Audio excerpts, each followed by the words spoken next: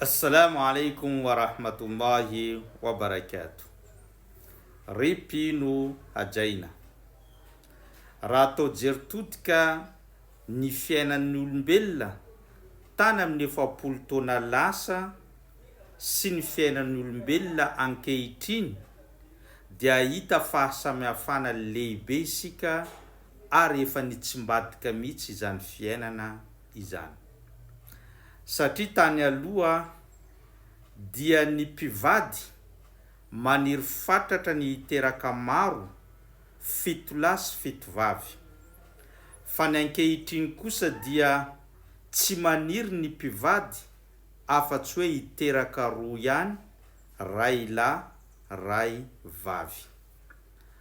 Tany aloha dia ny zaza matahotra mafy sao dia hanao zavatra hapatezitra ny ray aman-dreniny. Fa ny ankehitriny dia ny ray aman-dreniny indray no matahotra mafy sao dia hanao zavatra hapatezitra ny zanany.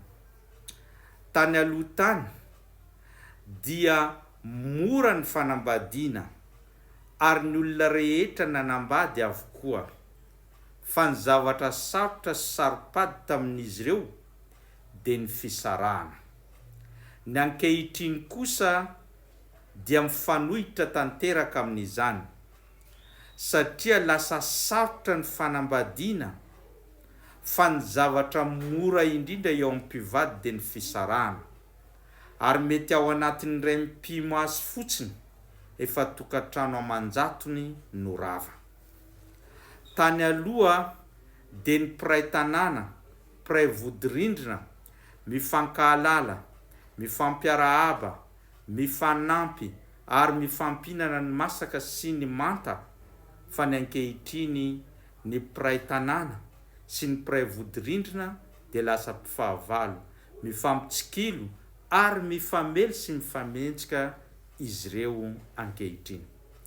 Tany aloha dia ireo manan-karena manafina ny harenany, fa ny ankehitriny ny mahanitra indray no hitana mieboebo eny amin'ny Facebook, mirehareha eny amin'ny rehetra izay misy azy ireny.